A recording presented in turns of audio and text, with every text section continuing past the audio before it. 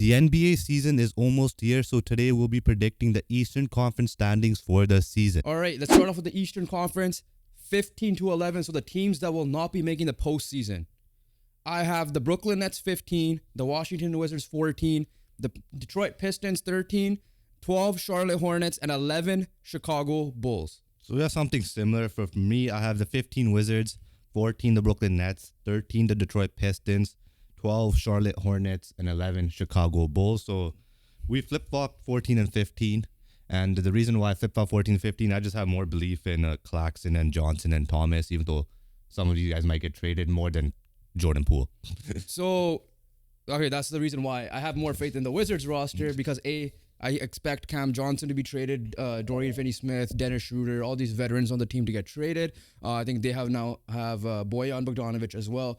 Wizards-wise, literally my note is they're same as the Nets, but I think they're better than them. As simple as that. I think at least they have, like I said, Alex Sarr didn't have the greatest summer league. We got to see him live as well. That one game we actually watched, he was fine, but after that he kind of struggled. I still have more faith in Kuzma and compared to anyone on the Nets right now. Cam Thomas is the only bright spot there, but then, again, he's more of a six man. It's very similar to me personally. I don't think it's not like there's not anyone in the Wizards that scream to me that they're clearly better than the Nets. Exactly. But it's also vice versa. Not anyone in the Nets clearly speak to me that they're clearly better than the Wizards, other than the pieces that will get traded, which is the main one being Cam Thomas. Which is why I have them 15 and 14. We're not going to spend too much time here. The Pistons, no one other than Cade. I'm not convinced by anyone other than Cade. That's why. I actually don't mind the roster. I'm going to say that right now. It just depends. They have a new coach now. They added, I think, it's JB Bickerstaff. So we saw what he did with the. But at the end of the day, does anyone else convince you other than Cade at this moment? Who has proved it other than Cade? Jalen Duren. I like him as a center there.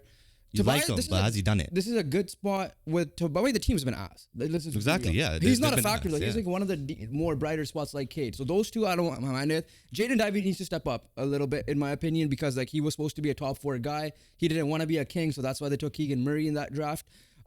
This is a good spot for Tobias Harris because less pressure, just play ball and just be that vet leader that he is. He is a good leader, in my opinion, as well. But outside of that, it's good. It's a good young roster, but very unproven. That's why they're this low. But I'm banking on JB Bickerstaff's coaching and setting up a proper banking culture. on it would be a 13 seed at the end. At the end of the day, we're banking on nothing. So you have them there as well. Yeah, Charlotte Hornets for me. This is my weird one. Yeah, it was tough.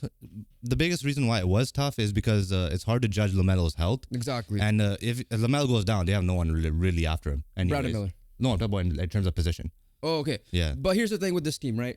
When LaMelo was healthy, this Charlotte's team, not this exact team, but the Charlotte's team in general were usually a play-in. They were good, right? yeah. And because I like this starting lineup. LaMelo Ball, Brandon Miller, Miles Bridges, Grant Williams, Mark Williams. The only thing that's destroying them is injuries and who's getting arrested. All right. That's basically it's Kai Jones, James Bouknight. It's not a joke. It's actually it's a genuine question. I like the Trey Man pickup to be off their bench. They added a vet piece in Taj Gibson. I was heavily considering this to be a play-in team. It's just that it's because of LaMelo's health. If he shows he's healthy this year, this team will probably be a play-in team. 100%. Or at least very close to a play-in team. At the end of the day, he has been injured almost every single year. Since those first years. Even in his rookie years, he was injured too. Yeah, but though we're still playing teams. Yeah. But this is a team I'm going to define as a fun team to watch and keep an eye out for out of everybody in the East. Yeah, let's move on to the Bulls. Last one here. They're going to drop, obviously, after the DeRozan trade. They added Giddey, which is, again, good. They're going to get Lonzo Ball back, but at the end of the day, he hasn't played basketball for the last 2 years. So I don't know how much of a big factor that's going to be. But overall, another team that's probably should be looking to sell at the deadline, and I expect a little bit of a drop-off. Here's the thing with the Bulls. They need to sell, all right? Zach LaVine needs to go to a better team, and they could get value out of him. They extended Vucevic, so I don't know how much they're going to get from there. If Lonzo Ball, shout out to Lonzo Ball, 2 years finally coming out to coming. He did more the last 2 seasons than Ben Simmons did. Exactly.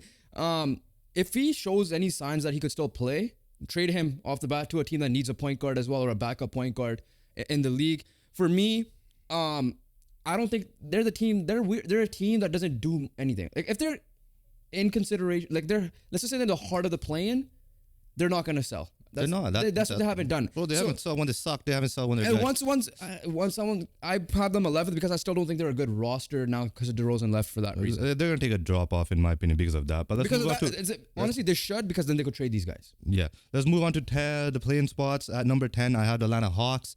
Number 9, I have my Toronto Raptors. Number 8, Miami Heat, and number 7, I went with the Orlando Magic.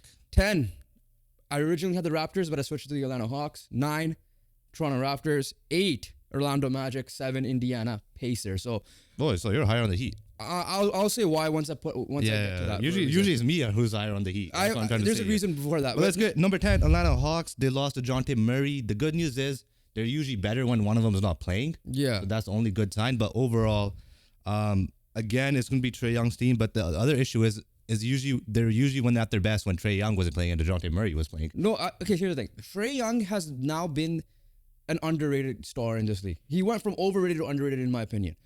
This team, the only reason why I have him 10th isn't because of Trae Young. It's like who's going to be his running mate now. With John Collins, they were a good team. And then they kind of went high on DeJounte Murray, and it didn't work out. So I think that team is banking on Zachary Rissershea, who had a good summer league. We watched him again live. We had the fortune to go to summer league this year.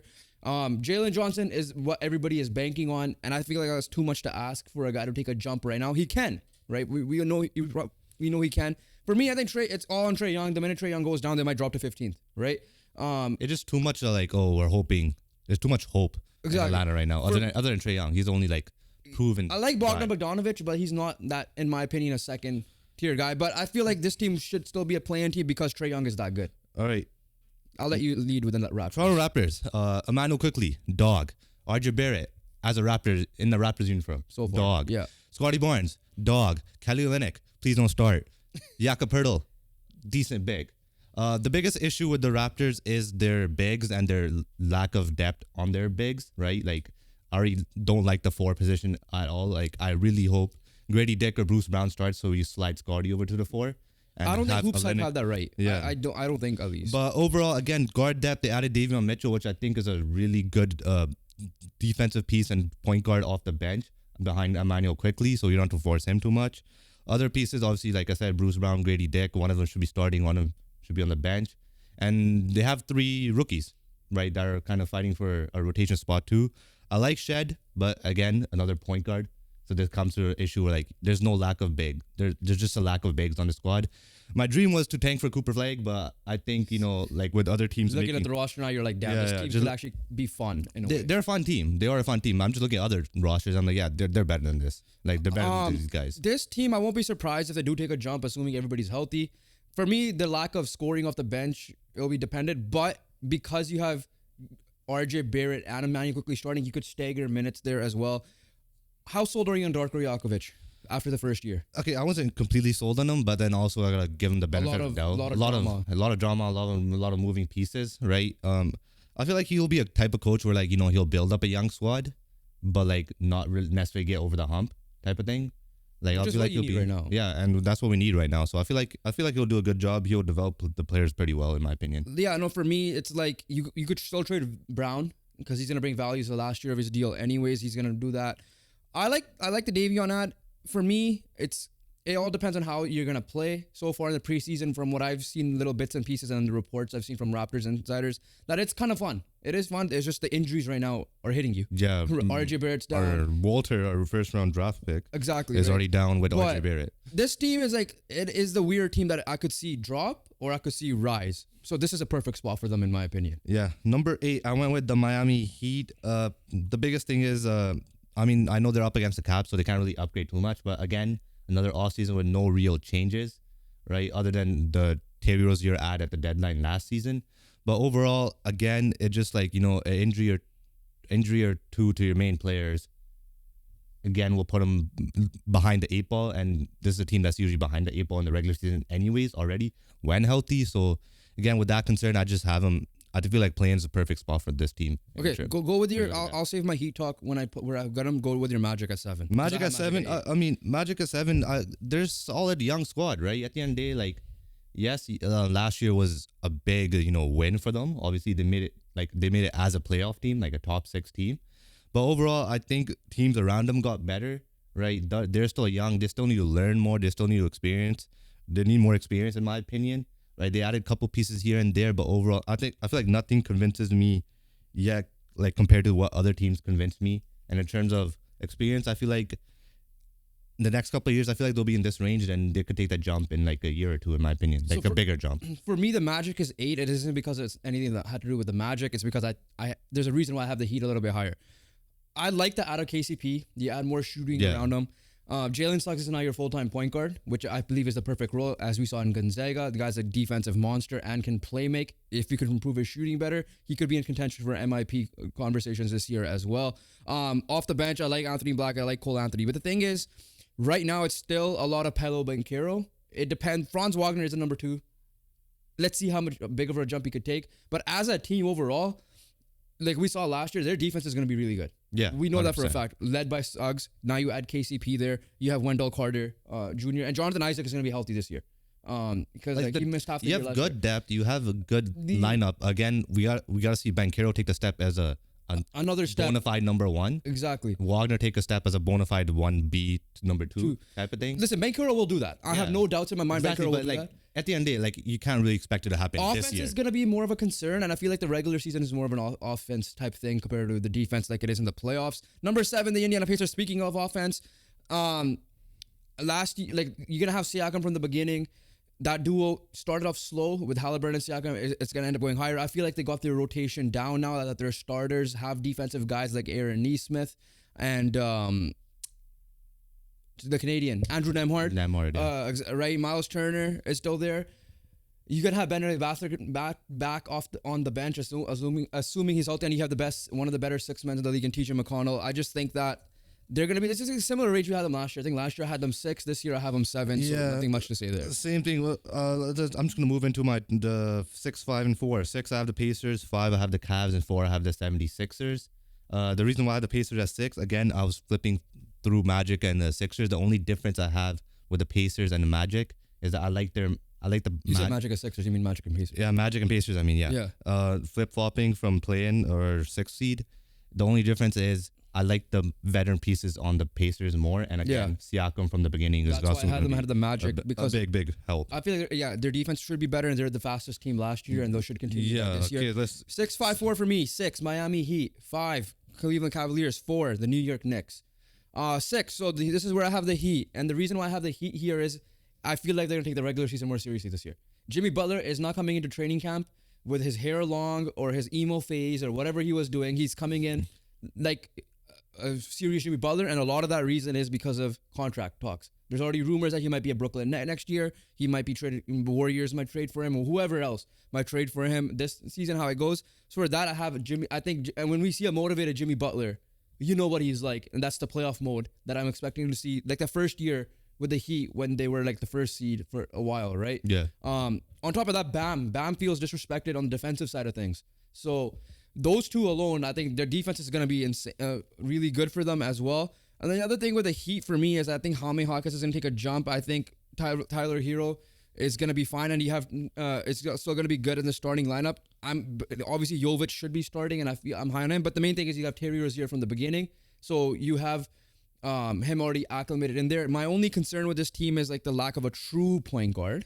Like they had that in Kyle Lowry. I don't think Terry Rozier is like a true point guard, but he still should be enough to get the job done. Number 5, we both have the Cavs. Again, similar squad. So I expect to be in a similar range. You do want more from Mobley. You do want more for Garland, obviously. Yeah. Mitchell has done his thing. Jared Allen, again, his rim protection, and as a big man, he's good. It's just a biggest issue with him these last couple of years has been health. The biggest W for Cavs fans this offseason was that they extended Donovan Mitchell.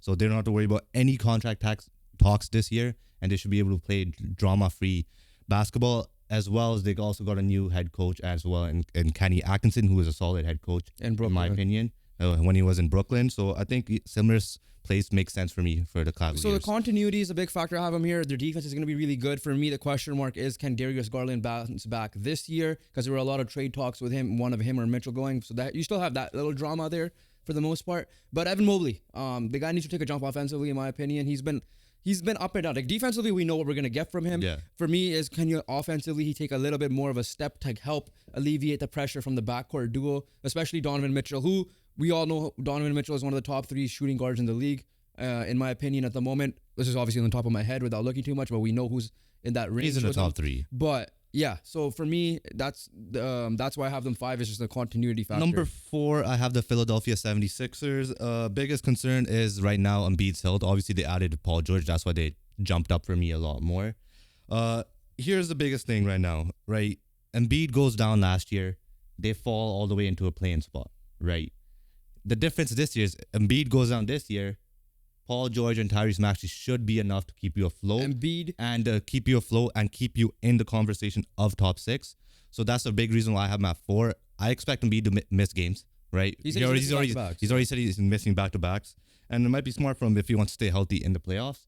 But because of that, obviously, you're going to expect to Embiid not in the lineup. You're going to expect to lose games. All right? It's as simple as that.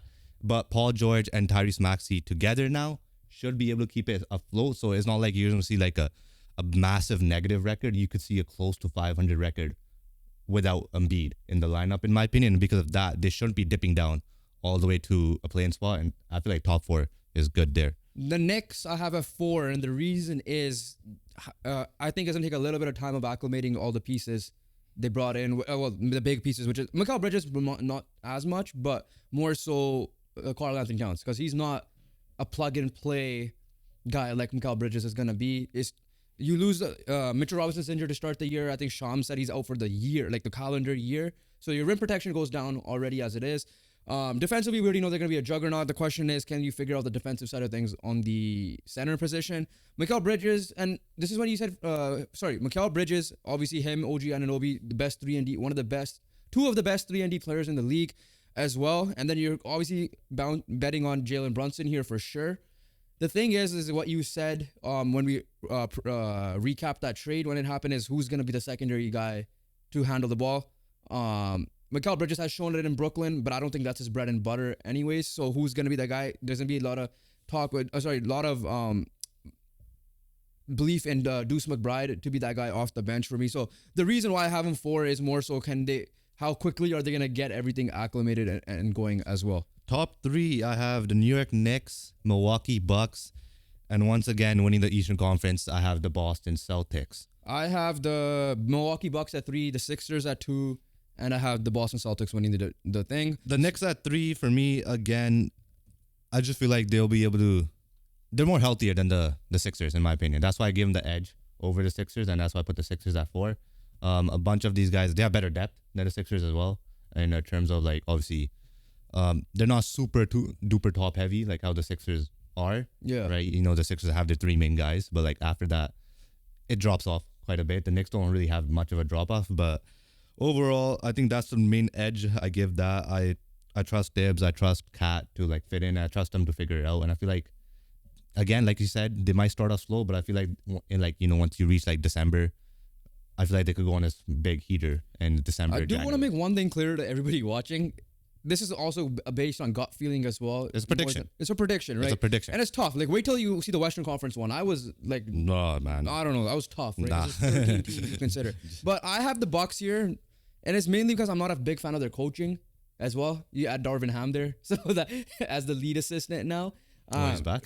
Yeah. He's back there. Doc Rivers is the guy there, and we've seen like he doesn't do much adjustments thing. The reason why I was considering them at 2, but the reason why I have them there is also you have Giannis Antetokounmpo. In my opinion, he's a top 3 basketball player in the world. He will always be in MVP conversations, and you have another year with Damian Lillard. It's unfortunate that these two couldn't work out much this offseason, mainly because Giannis' wedding and Giannis was playing for Greece as well. But Dame should be coming in camp, already in camp, but coming into the season more in shape because there's no drama about when the trade is going to happen, because that was all the talks last year, and he had to keep himself healthy for that reason as well. So because of that, and I like the Gary Trent Jr. and Torian Prince edition. Exactly, yeah. So like that's the reason why I have my 2. I expect a much better Damian Lillard to start off with. You expect him to be a regular season team more than the playoffs because of Doc Rivers, essentially. Exactly, too. Yeah, that's also a big thing. But I expect a much better Damian Lillard. As simple as that. He was not good in the regular season. But what we saw in the playoffs, that's what Damian Lillard I expect to see in the regular season. And that's why they're trying to have a coach being fired in 30 games this season. Yeah. In my opinion, again, like you said, Doc Rivers is more of a regular season coach. And on top of that, I like the Gary Trent Jr. ad. Right, I've seen a lot of him when I'm in Toronto The days. question mark there Right, is he's a Chris good Middleton. 3-and-D. Yeah. Middleton again, I feel like Injuries wise is more concern. I feel like again Middleton had a pretty good postseason in the games that he did play. Right, it wasn't much because they got first rounded, but the biggest thing is get Giannis healthy. Biggest thing is fit, which should be the fit is there. I think it's just more so like I don't even think it's a chemistry issue in my opinion. I just think if Damian Lillard just steps up, this team's just going to be better. Simple as that. Okay, so why I have the Philadelphia 76ers at number 2 is I believe Embiid is going to prioritize his health. And that's a big thing because I don't see him going all out every possession. He doesn't need another MVP award. He's mainly focused on the postseason stuff, which is fine. Kind of reminds me a little bit of the Raptors 2019 run with Kawhi and how they're going to manage him. And they did good even without the minutes with Kawhi. And the reason why they're going to be fine this year is because you added a guy like Paul George who's going to be motivated. Right, he's pissed off at the Clippers for not getting the money he wanted, and I believe Paul George is one of the better small forwards in the league, at least definitely a top 10 small forward, flirting with top 5. Tyrese Maxey, look for him to take a little bit bigger of a jump. You have a true point guard in Kyle Lowry, whether you decide to start him or you start Maxey, you can play them obviously alongside together. And I'm a believer in Nick Nurse, I still am, and in a team like this, he knows he's smart. He is the definition of making changes and putting the best team out there, whether that may have to be tough decisions or not. And I love the backup center position you address in Andre Drummond as well. So like Embiid doesn't need to take all the physicality. You can put Drummond in to get the rebounding there as well. The only big concern with Nick Nurse is he is a Tibbs type of guy. At times, yeah. He will play as starters like 40 minutes, right? To the point that like I feel like he doesn't. Siakam and Van Vliet average 40 minutes a game. I feel like here's the thing. I feel like this is why I said 2019. He didn't do that much in 2019. Right? Yeah, no, he has more. This team has a lot more depth, and Reggie Jackson's like another point guard you have off the bench. Here's the thing, right? The reason why I have him lower than you is because Embiid's gonna miss much more games due to rest, hopefully not due to injury. Yeah. Right. You're gonna lose some of those games, right? And at the end of the day, like when you want to compete with the Celtics to win the conference, the Knicks, the Bucks, you're gonna have to be damn near perfect, right, to be a top 3 team. They're not going to be perfect because you're going to have your star guy missing these games. That's the reason why I have him at 4. But yeah, I could see why I'm at 2. Everything could be flip flop. Yeah, everything. The top 4 for me is flip flop. It is like it's their own tier, right? Yeah. At the end of the day, it's their own tier. Well, the Celtics are their own. Yes. tier. Celtics don't need to say much. Reigning defending champions brought back their whole entire squad. Kristaps Porzingis will be missing time though. It doesn't matter. But yeah, it genuinely doesn't. Like it genuinely doesn't matter. They're the team that has the least question marks going into it because they all know the off-season storylines of Jason Tatum not playing for Team USA. Jaylen Brown got didn't make it to Team USA. No, not even that. Plus he got the Finals MVP and all that. I just feel like for them it's not that big of a deal. That's why. And Joe Mazzulla is a sicko. He will be like, okay, well, we want the target on our back because we could do this, blah blah blah, right? And he does. He's a basketball junkie, clearly, and he finds the best to get out of his team as well. Nothing much to say. I think this team is just top to bottom. The best starting 5 once Kristaps Porzingis is back. And even with Horford, the least question marks in the league 100%. as well. But that's our overall predictions. Keep in mind that stuff changes. This is all based on who's healthy, who's going to be the most healthy as well. So comment down below your predictions. What do you think? Who's winning the conference? Who do you think will reach the NBA Finals? 2 videos are popping up. Make sure you guys hit that subscribe button because more videos of NBA content will be dropping this week as well. We'll catch you guys on the next one. Peace.